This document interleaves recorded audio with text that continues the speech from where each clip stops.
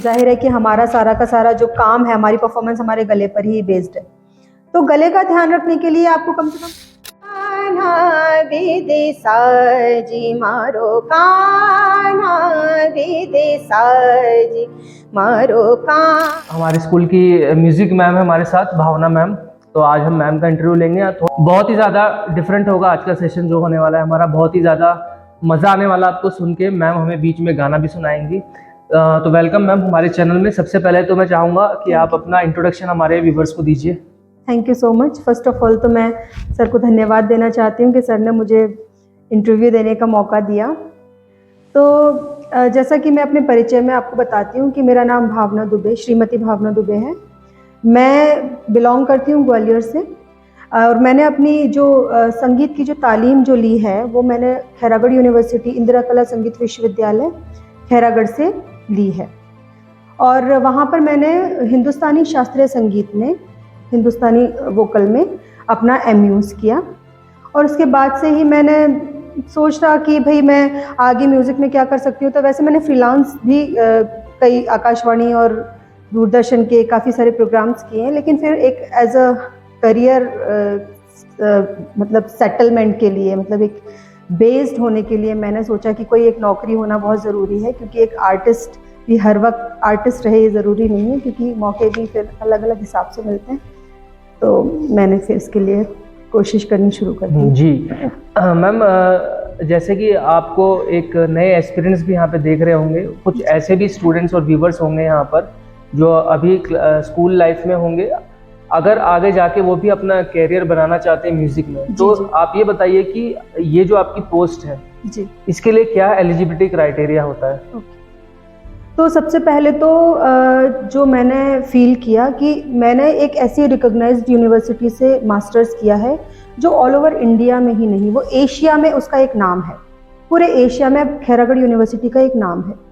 तो मेरे केस में तो ये बहुत ही अच्छा था कि मैंने इतनी अच्छी यूनिवर्सिटी से किया। तो कोई मतलब ऐसा था ही नहीं कि मैं कहीं जॉब के लिए अप्लाई करूं और वो उसको मान्यता ना दी जाए। लेकिन मैं आप लोगों के लिए ये सजेशन देना चाह रही हूँ कि आप जहाँ से भी अपना कोर्स करें, भले ही आप प्राइवेट किसी बहुत अच्छे गुरु से सीख रहे हैं, किसी भी तरीके से आप घरानेदार सीख रहे हैं, या आप इंस्ट्रूमेंट्स प्रैक्टिस कर रहे हैं, किसी इंस्टीट्यूट्स में आप सीख रहे हैं, लेकिन आप साथ साथ में अपनी संगीत की डिग्री जहाँ से भी लें वो एक रिकॉग्नाइज्ड इंस्टीट्यूट होना बहुत ज़रूरी है। वो किसी प्रॉपर यूनिवर्सिटी से एफिलेटेड होना चाहिए, और वो यूनिवर्सिटी भी ऐसी नहीं जहाँ पर कई जगह पे फ्रॉड्स भी हो रहे हैं। आपको पता होगा कि म्यूजिक की डिग्री वो देने का वादा करते हैं, लेकिन आगे चलकर उनका कोई खास उनकी मान्यता नहीं होती है, तो ये खारिज भी हो जाती है। क्योंकि मेरे इंटरव्यू के टाइम पे मैंने ये फेस भी किया। तो आपका भी 3 साल का कोर्स होता है, ड्यूरेशन जो होता है आपका? जी जी, जैसे कि सभी स्नातक कोर्स होते हैं, ग्रेजुएशन होते हैं, उसी तरीके से BA इन म्यूजिक होता है, BA ऑनर्स म्यूजिक होता है, उसी तरीके से B म्यूज़ होता है। तो मैंने B म्यूज़ किया, उसके बाद मैंने MA इन म्यूजिक किया, तो मेरी मास्टर्स डिग्री म्यूजिक है। जी। सो मैम, जहाँ तक मुझे पता है कि आपने 2019 में ज्वाइन किया है KVS को। नहीं सर, मैंने 2017 में। ओके, आपने 2017 में ज्वाइन किया है KVS को, मतलब 5 साल आपको हो चुके हैं ऑलमोस्ट। जी। 5 साल से ज़्यादा ही, मतलब तो बहुत ही ज़्यादा अच्छा खासा अनुभव आप रखते हैं हमारे एक्सपीरियंस के लिए। डेफिनेटली बहुत ही ज़्यादा मदद मिलेगी उन सभी एक्सपीरियंस को जो म्यूज़िक के लिए तैयारी कर रहे हैं KVS को ज्वाइन करने की। अपने इंटरव्यू एक्सपीरियंस से पहले मैं चाहूँगा कि आप ये बताइए, जैसे आपको पता चला था आपका रिटन एग्जामिनेशन हो चुका है, तो इंटरव्यू तक आपने कैसे तैयारी की अपनी, ये बताइए ज़रा। ओके, तो पहली बात तो ये सर कि जब मेरा रिटन एग्ज़ाम हुआ था उसके बाद मेरे दिमाग में कोई ऐसा खास माइंडसेट था नहीं, क्योंकि एक तो केवी का अक्सर हमने ये देखा ही है कि मतलब एग्ज़ाम का रिजल्ट निकलते निकलते काफ़ी टाइम हो जाता, तो हम बाकी चीज़ें भी करते रहते। तो मैं नेट की प्रिपरेशन भी कर रही थी उस वक्त, तो नेट का भी एग्ज़ाम मैंने साथ में दिया, तो मेरे को रिटर्न में ज़्यादा प्रॉब्लम नहीं हुई, मेरा रिटर्न आसानी से निकल गया। अब जैसे ही मेरा रिटर्न निकल गया तो फिर मुझे ये भी लगने लगा भाई कि क्योंकि उस वक्त क्या रेशियो था कि मुझे लगता है शायद 85-15 का रेशियो था, यानी इंटरव्यू के पॉइंट्स तो ज़्यादा नहीं हुआ करते थे, लेकिन क्योंकि ऐसा होता था ना कि जो एक्सपीरियंस है कभी इंटरव्यू का था ही नहीं, कभी ऐसा पता ही नहीं था कि किसी गवर्नमेंट जॉब के लिए किसी म्यूज़िक का अलग से ऐसे इंटरव्यू नहीं दिया था, तो थोड़ा सा हेजिटेशन तो था ही। लेकिन हाँ, लोगों से पता किया, अपने सीनियर्स से पता किया जो कि ऑलरेडी केवी में काम कर रहे थे, तो उन्होंने मुझे एक ही सजेशन दिया कि तुम्हें वोकल तो तुम्हारा अच्छा है क्योंकि मैंने वोकल से ही डिग्री ली थी, लेकिन इंस्ट्रूमेंट्स थोड़ा सा लेक था, lake of knowledge of instrument, ये जो होता है ये थोड़ा सा फंसता है कहीं ना कहीं। तो आप लोगों को भी मैं ये सजेशन दूंगी जो मैंने फॉलो किया, कि मैंने जो भी तैयारी की, जो भी मैंने सोचा कि मैं इंटरव्यू में सुनाने वाली हूँ, वो सारा का सारा मैंने हारमोनियम पर प्रैक्टिस किया, क्योंकि वहाँ पर कुछ भी आप प्रेजेंट करोगे आपको एक ना एक इंस्ट्रूमेंट आना ही चाहिए उसके साथ बजाना। और केवी एक ऐसा मतलब इंस्टीट्यूट मान लीजिए कि जहाँ पर संगीत शिक्षक एक ही होता है और डिफरेंट सारे, आपको बहुत सारे इंस्ट्रूमेंट्स बजाने आने चाहिए। हालांकि ऐसा कोई हार्ड एंड फास्ट नहीं, अगर नहीं आता तो आप ये मत समझिए कि भाई हम एलिजिबल नहीं है, डर जाएंगे, ऐसा कुछ नहीं है, मैं भी नहीं डरी थी। लेकिन हाँ, कोई ना कोई एक इंस्ट्रूमेंट आपको आना ही चाहिए, भले ही आपका स्पेशलाइजेशन किसी भी वोकल के किसी भी विधा में है, लेकिन आपको ये इंस्ट्रूमेंट एक ज़रूर सीख लीजिए। तो मैंने हारमोनियम सीखा, प्रैक्टिस करती रही और जो भी मैंने प्रेजेंट किया हारमोनियम के साथ ही किया। जी, जैसे आपने बताया कि 2017 में 85:15 का रेशो था। हाँ जी, लेकिन अब ज़्यादा। केवीएस ने चेंज कर दिया है, अब अच्छा खासा यहाँ हाँ पर जी। इंटरव्यू का वेटेज होने वाला है, और स्पेशली डेमो की बात आती है जब जिस तरह से सब्जेक्ट्स में हम जाते हैं तो हमें डेमो देना होता है, तो मुझे लगता है कि आप भी डेमो, आपके भी केस में यहाँ पे डेमो लिया जाएगा एक्सपीरियंस से। तो बिल्कुल। आपका डेमो हुआ था मैम? जरूर जरूर, मेरा जी। डेमो बहुत अच्छे से हुआ था। आप और ठीक है मैं तो मैम, आप शुरुआत से बताइए आपका एक्सपीरियंस कैसे था, जैसे आपने एंटर किया वहाँ पे इंटरव्यू रूम में, जी तो जी जी किस किस तरह के क्वेश्चंस आपसे पूछे गए, कैसा कैसा वहाँ पर जो भी हुआ आपके साथ, बताइए जी, जरा। मेरा अपना अनुभव मैं बताती जी। हूँ आपको। एक्चुअली मेरा जो इंटरव्यू हुआ था वो old JNU campus headquarter KVS में हुआ था। तो मैं तैयार थी इंटरव्यू के लिए, मतलब मैं अपनी तरफ से मैं पूरी फुल कॉन्फिडेंट थी। बट वहाँ जाकर कई बार ऐसी चीज़ें हो जाती हैं कि आपसे पहले कुछ लोग इंटरव्यू दे के आ रहे हो तो वो कुछ चीज़ें बताते हैं आपको, फिर आपके दिमाग में कुछ थॉट्स बनते हैं। तो मैं भी थोड़ी थोड़ी कंफ्यूज तो थी, लेकिन फिर भी मुझे इतना तो था कि नहीं भाई, मैं अपने आप को प्रेजेंट अच्छे से करूँगी। तो जैसे ही मैंने एंटर किया, मैंने नमस्ते, जिस तरीके से भी आप अपना एक तरीके से अभिव्यक्त करें, क्योंकि आपके सामने जो भी बैठे होंगे वो बहुत ही सीनियर लोग होंगे।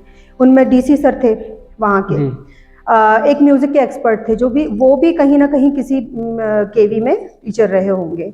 अभी मैं उनके बारे में ज़्यादा जानती नहीं, लेकिन वो म्यूजिक के एक एक्सपर्ट थे, और बाकी अलग अलग पीजीटी टीजीटीज वहाँ पर थे, प्रिंसिपल्स भी थे वहाँ पे। तो मुझे लगता है 5 या 6 का एक पैनल था।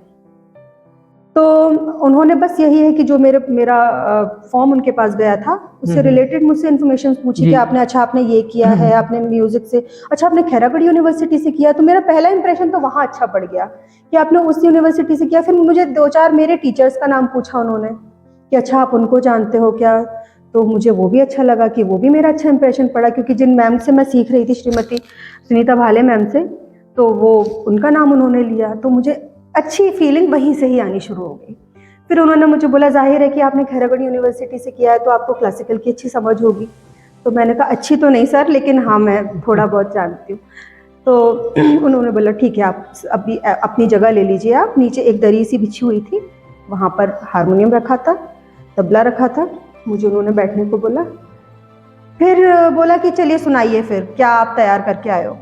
मैंने कहा सर वैसे तो टाइम के हिसाब से, क्योंकि सुबह से 9 साढ़े 9 बजे से इंटरव्यू शुरू होने वाला था, तो मैंने सोचा था कि मैं किसी सुबह के राग से शुरू करूंगी। लेकिन चूंकि अभी टाइम 1:30-2 बज रहे हैं, तो मैं सारंग का कोई प्रकार आपको सुना दूं, अगर दोपहर का राग। जी, इस कॉन्सेप्ट को थोड़ा एक्सप्लेन करिए, कॉन्सेप्ट क्या है एक्चुअली ये? हाँ जी। ये वैसे संगीत के जो छात्र छात्राएं हैं वो बहुत अच्छे से समझ गए होंगे, क्योंकि हमारे संगीत में ना समय का विशेष महत्व है। शास्त्रीय संगीत एक्चुअली मतलब एक तरीके से बेस्ड है समय सीमा पर। अलग अलग राग का अपना महत्व होता है उसके समय पर गाए जाने पर। तो उसी प्रकार से हम उस समय को अगर ध्यान में रखते हुए अगर राग गाते हैं तो उसकी छटाई कुछ और होती है, उसकी खूबसूरती कुछ और होती है, वो ज़्यादा खिलकर आता है, माहौल बनता है। तो मैंने उसी हिसाब से तैयारी की थी। अब ये सब चीज़ें जब मैंने बोली तो ये भी मुझे लगता है थोड़ा सा तो पॉजिटिव इंप्रेशन पड़ा ही होगा, क्योंकि उनको ये आपको इतना डेप्थ में नॉलेज है। एक्चुअली यस, जाहिर है कि उनको ये समझ में आ गया होगा कि जो कैंडिडेट है उसको शास्त्रीय संगीत की थोड़ी बहुत समझ है। न सिर्फ आपका एमयूज आपने किया है, तो ये आपके बोलचाल से, आपकी अभिव्यक्ति से भी समझ में आना चाहिए कि अगर आपको नॉलेज है तो आप उसको एक्सप्रेस भी कर रहे हैं। तो फिर उन्होंने मुझसे बोला, नहीं बेटा ऐसा कीजिए, आप जो तैयार करके आए हो वो ही सुनाइए, हम चाहते हैं कि आप अपनी तैयारी दिखाएं हमें। तो मैंने सोचा ठीक है फिर भाई, ये तो बहुत अच्छी बात है। जी, तो मैंने- मैम हमारे एक्सपीरियंस को भी आप जरा अगर गा के सुनाए जो आपने वहाँ सुनाया था हारमोनियम के साथ जी जी जी स्पेशली। जी। एक्चुअली शास्त्रीय संगीत में हारमोनियम वैसे वर्जित होती है, तो मैंने सा पर सा यूज किया था, उसके ओके, लिए ओके। संवाद होता है। हाँ जी।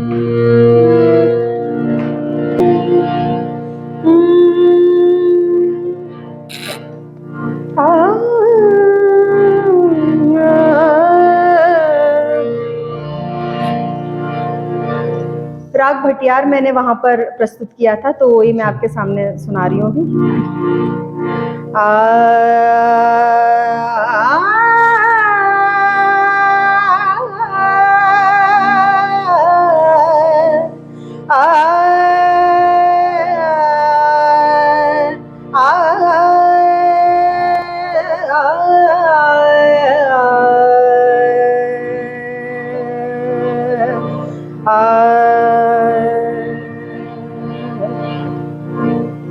मारो कान्हा विदेसाजी, मारो कान्हा विदेसाजी, मारो कान्हा विदेसाजी, पतिया नावे,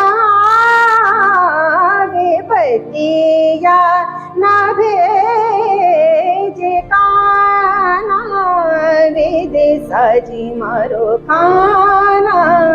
ये तो हो गया स्थाई।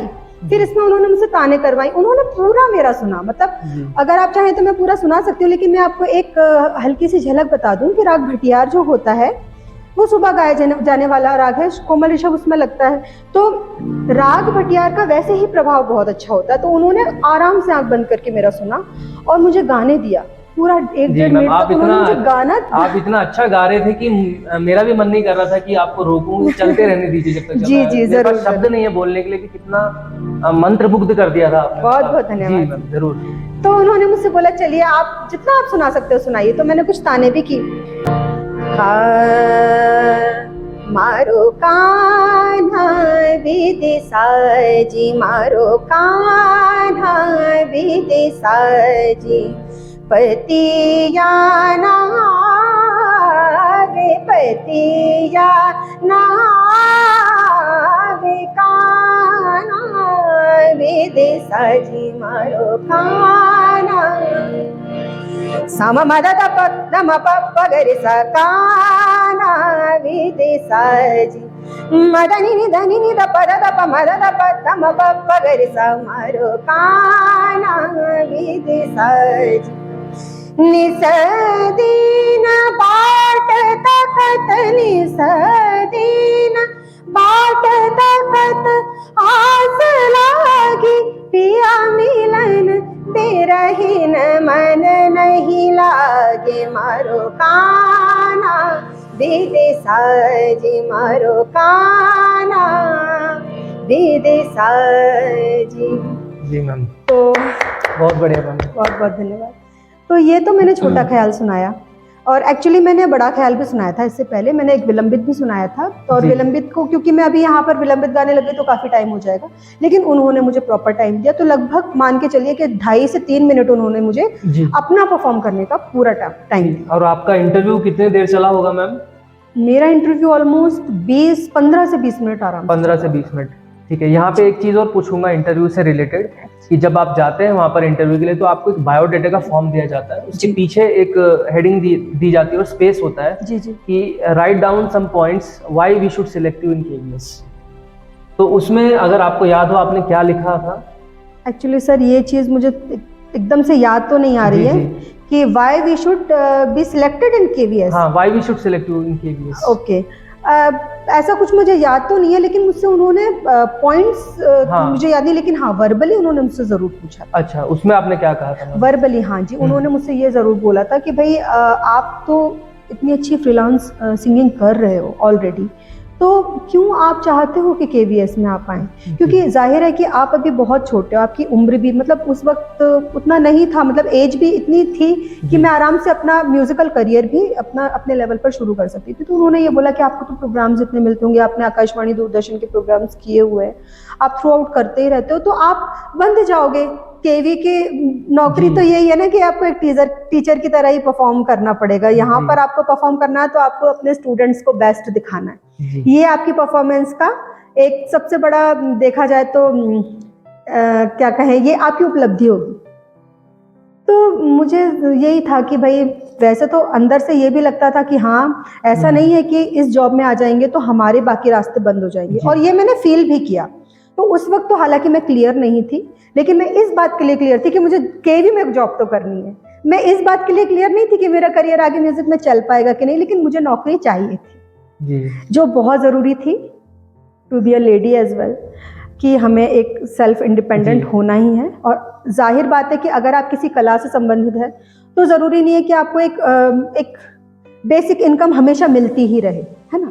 तो कई बार आपको लाइफ में ना एक चाहिए कि भाई आप सेटल हो जाए, स्टेबिलिटी बहुत ज़रूरी है। तो उस वजह से मैंने चुना कि केवीएस में जॉब करना is the best option for me. तो मैंने इसी वजह से मैंने उनको बोला कि sir at any cost I have to serve in KVS, I want to serve in KVS dedicatedly. जी, तो वो मेरा जी था। तो हमारे एस्पिरेंट्स को आप क्या कहेंगे कि किस तरह से तैयारी करनी है मैम इंटरव्यू की, किस चीज़ पे ज़्यादा फोकस करना है? जी, अगर आपने बीच में इंस्ट्रूमेंट का भी जिक्र किया था, हाँ जी, हाँ जी। तो किस तरह के इंस्ट्रूमेंट्स ज़्यादा प्रैक्टिस करें हमारे एस्पिरेंट्स? एक्चुअली मेरे साथ जो मैंने आपको बताया पहले भी कि ये था कि क्योंकि शास्त्रीय संगीत से बिलोंग करती थी तो कभी भी टीचर्स ने फोर्स नहीं किया था कि कोई इंस्ट्रूमेंट सीख लो। लेकिन जैसे ही जॉब की बात आती है तो सभी टीचर्स भी इवन फोर्स करते हैं, आपको कहते हैं कि अगर आपको नौकरी लेना तो आपको 4-5 इंस्ट्रूमेंट्स बजाने आने चाहिए, क्योंकि स्कूल में आपको इंस्ट्रूमेंट्स सिखाने पड़ेंगे बच्चों को। जी। तो वैसे ही मेरी मैम ने भी मुझे बोला कि भावना आप अभी से ही हारमोनियम की प्रैक्टिस शुरू कर दीजिए, और तबला भी थोड़ा बहुत, क्योंकि तबला तो मेरे बीम्यूज में था ही एक सेकेंडरी सब्जेक्ट, तो वो तो मुझे आता ही था। तो तबला में मेरी रिदम ठीक थी, और हारमोनियम में भी वैसे बेसिक था, लेकिन एकदम इस तरीके से कि भाई गाते गाते साथ साथ में अच्छे से बजा सकें और कॉन्फिडेंटली, वो थोड़ा सा कम था। तो मैंने तो बहुत ज़्यादा तैयारी हारमोनियम बजाने की ही की थी, क्योंकि मुझे पता था कि गाने में मैं नहीं फंसूंगी लेकिन इंस्ट्रूमेंटल में मैं फंस जाऊंगी। तो मैंने तो अपनी ये बता दूं कि जितने भी लोगों से सीनियर से पूछा उन्होंने मुझे यही बोला कि तू अपनी सबसे ज़्यादा प्रैक्टिस इंस्ट्रूमेंट की पकड़ पर कर, क्योंकि ये ज़रूरी है, क्योंकि वहाँ पर सिर्फ एक ही म्यूजिक टीचर होता है जिसको सारा कुछ संभालना पड़ता है। क्योंकि उन्होंने मुझसे डांस के भी क्वेश्चंस किए थे, एक और बात है। अच्छा, हाँ जी, उन्होंने मुझसे डांस के भी क्वेश्चंस किए थे कि आपको डांस भी आना चाहिए, क्योंकि एक केवी में आप as a music teacher appoint होने वाले हो, तो आपको एक भारत श्रेष्ठ भारत, एक बहुत बड़ा यहाँ पर ये प्रोग्राम होता है हर साल, जिसमें आप क्लस्टर लेवल पर फिर आगे डिफरेंट लेवल्स पर आगे आगे आप भेजते हो बच्चों को। जी, और गवर्नमेंट का भी बहुत ज़्यादा फोकस है इस एग्जैक्टली, मिनिस्ट्री का हमारा बहुत ज़्यादा मतलब इसमें है।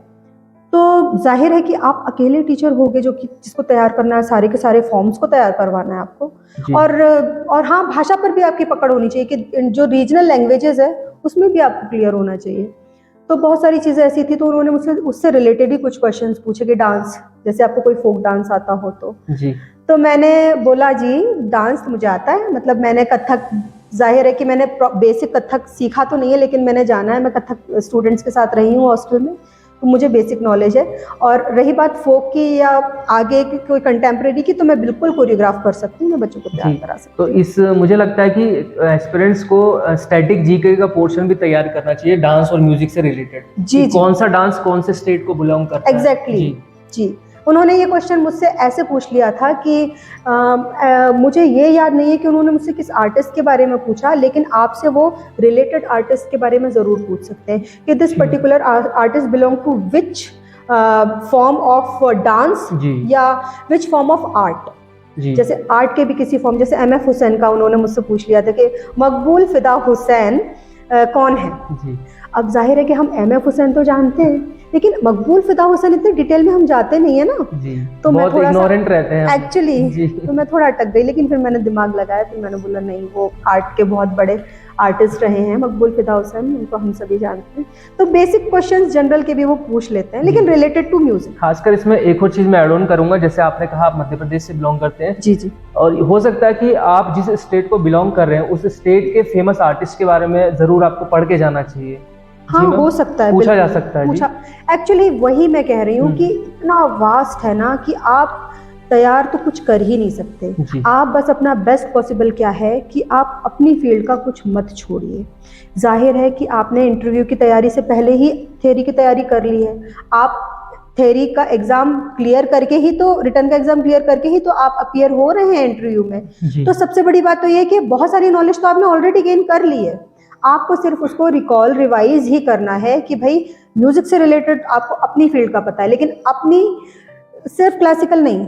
जैसे अगर इंस्ट्रूमेंटल, अच्छा हाँ एक पॉइंट बहुत इंपॉर्टेंट था, जैसे अगर इंस्ट्रूमेंटल वाला है जिसका स्पेशलाइजेशन है तबले में, तो तबले वाला जो बच्चा है वो ये ना सोचे कि सिर्फ तबला बजा के मेरा इंटरव्यू क्लियर होने वाला है, ऐसा नहीं होगा। तबले के साथ वो आपसे गाना ज़रूर पूछेंगे, क्योंकि गाना तो आपको है ही, गाना पूछेंगे, आपको हारमोनियम भी पूछेंगे। यानी आपको ये नहीं यहीं पर ही बस नहीं सीमित रहना है कि भाई मेरी डिग्री इसमें है, मेरा स्पेशलाइजेशन इसमें है, तो मैं इसमें अगर सफिशिएंट हूँ तो इतना ही काफ़ी है। नहीं, उनको एक ऐसा ओवरऑल टीचर चाहिए जो कि पूरे स्कूल के म्यूजिक डिपार्टमेंट को संभाल ले अपने कंधों पे।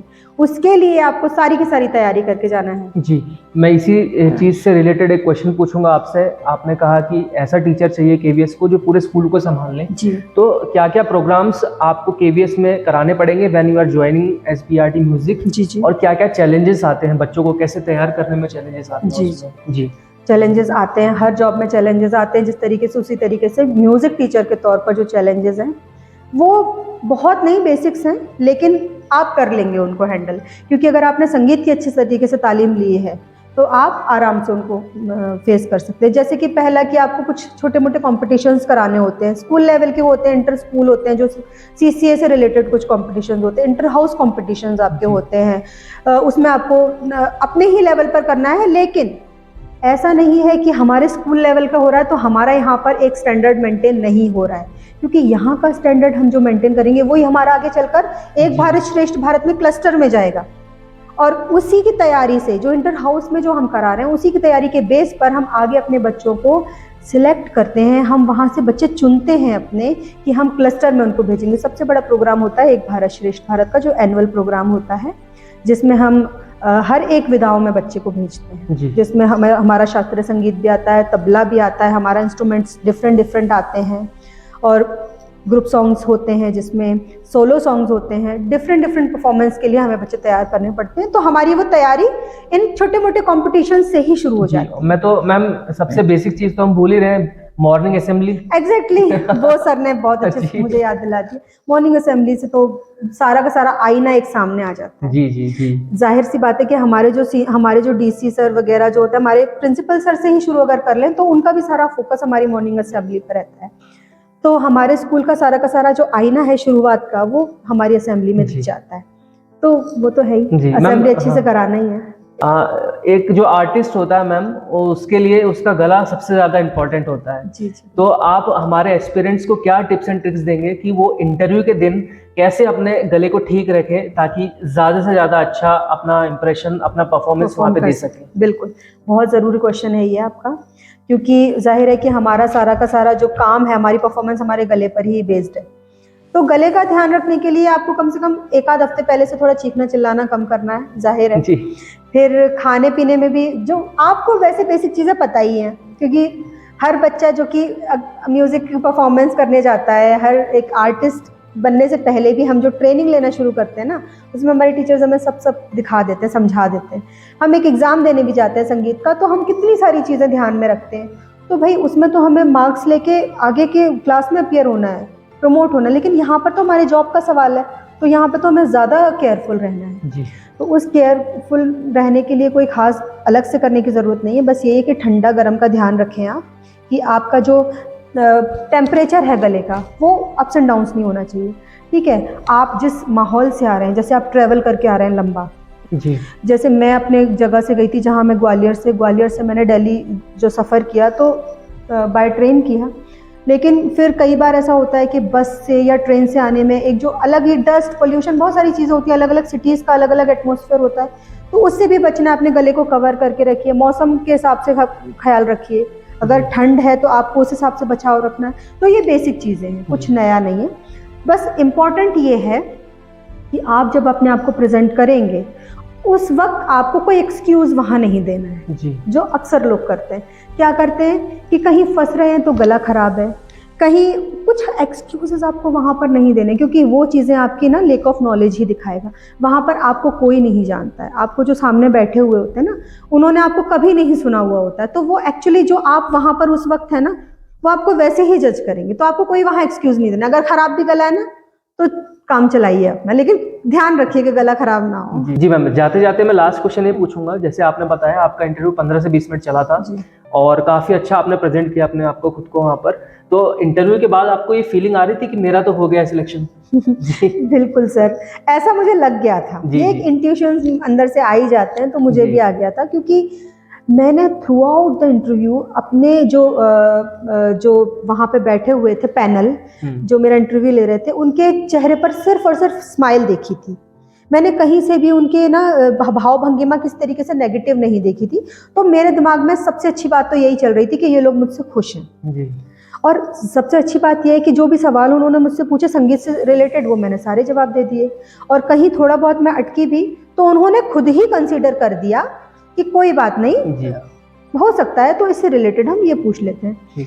और फिर संगीत के अलावा भी उन्होंने जो मुझसे पूछा, जैसे रिलेटेड टू अदर सब्जेक्ट्स, कि भाई अगर आप संगीत को, अगर आपको ऐसा मौका मिले, जाहिर है कि आपको मौका मिलेगा ही, कि स्कूल में रहते हुए एज अ म्यूज़िक टीचर आप अलग अलग सब्जेक्ट्स को म्यूज़िक से कैसे जोड़ते हैं, आप कैसे लोगों का इंटरेस्ट जगाते हैं, कैसे आप और टीचर्स का भी इंटरेस्ट इसमें डेवलप करते हैं, कि वो भी अपने बच्चों को मतलब आपके पास भेजने से पहले सोचे ना। जी, सबसे ज़्यादा इम्पोर्टेंट तो ये है कि पेरेंट्स को कैसे कन्विंस करें। हाँ, पेरेंट्स को भी कन्विंस करना बहुत ज़रूरी है। तो एक साइकोलॉजिकली कुछ चीज़ें होती हैं कि हमको खुद को भी इस चीज़ में एफिशिएंट होना बहुत ज़रूरी है। हमारी वोकैबुलरी, हमारा वे ऑफ टॉकिंग, बहुत सारी चीज़ें बहुत पॉजिटिव होना चाहिए, क्योंकि सबसे फर्स्ट ऑफ ऑल तो यू आर अ टीचर। वो डिफरेंट चीज़ है कि आप एक आर्टिस्ट हैं, ठीक है, हो सकता है आप बहुत अच्छे आर्टिस्ट हो, बहुत अच्छे परफॉर्मर हो, लेकिन आपको बहुत अच्छी तरीके से अभिव्यक्त करना आना चाहिए जी। तो वो अभिव्यक्ति की जो स्किल है आपकी, जो आपकी कम्युनिकेशन स्किल है, वो आपको पेरेंट्स के साथ भी एक कोऑर्डिनेशन बनाने में और आपके को टीचर्स के साथ भी कोऑर्डिनेशन बनाने में बहुत हेल्प करती है जी। एक रिक्वेस्ट है जाते जाते कि बिना इंस्ट्रूमेंट के अगर आप कुछ सुना सके। अरे जरूर जी मैम कोई बात नहीं जी। वो मैं ये सुनाऊंगी आपको कि मुझे ना बीच में पूछा गया था कि अगर आप डांस दिखाएं करके तो कैसे दिखाएंगे, तो मुझे एक भजन छोटा सा याद आ रहा था, जो मैंने थोड़ा बहुत तो सुना था, थोड़ा बहुत मैंने ऐड कर दिया था, कुछ मेरी आधी कॉम्पोजिशन मेरी है, आधी जानी मानी है, तो आपने सुना ही होगा। मोरा सावरा ओ मोरा सावरा, मोरा सावरा ओ मोरा सावरा, मेरे तन में बसा, मेरे मन में बसा, प्यारा मुरली वाला मोरा सावरा, मोरा सावरा ओ मोरा सावरा। मतलब मैंने भाव भंगिमाएं भी उसमें दिखाई। अब इसमें शुरुआत की, सारे गा गा रे गा गा रे सारे रे सा ध सा, सारे गा पा धा पा गा रे गा गा रे सारे। तो उन्होंने मुझे टोक दिया कि भाई ये तो कोई राग लग रहा है, आप बताइए पहले ये राग बताइए तब आगे कंटिन्यू कीजिए। तो मुझे बताना पड़ा कि ये राग भूपाली पर बेस्ड है। तो जो भी आप, एक बात और है, हाँ, जो भी आप प्रेजेंट करने वाले हैं ना, उसका आपको बैकग्राउंड पता होना चाहिए कि ये कॉम्पोजिशन है तो ये किस राग पर आधारित है, आपको उसके बेसिक नोट्स पता होने चाहिए, ठीक है। तो ये था, इसके जरिए मैंने थोड़ा सा उनको बता दिया कि क्लास 3rd 4th के बच्चों को अगर मैं पहली बार क्लास में जाऊंगी तो कैसे एंटरटेन करूंगी और किस तरीके से एक विद एक्सप्रेशंस उनको मैं अच्छा फील कराऊंगी। थैंक यू मैम, बहुत अच्छा लगा आपसे इंटरेक्ट करने के बाद। मुझे लगता है हमारे व्यूवर्स को भी ये इंटरव्यू देखने के बाद उतनी ही खुशी होगी, उतनी ही चीज़ें वो सीखे होंगे आपसे। Thank you ma'am, thank you so much. Thank you so much for all the especially for sir first of all and to all the viewers. Thank you. आप अपना बेस्ट परफॉर्म कीजिए, all the best for your interview. Thank you very much.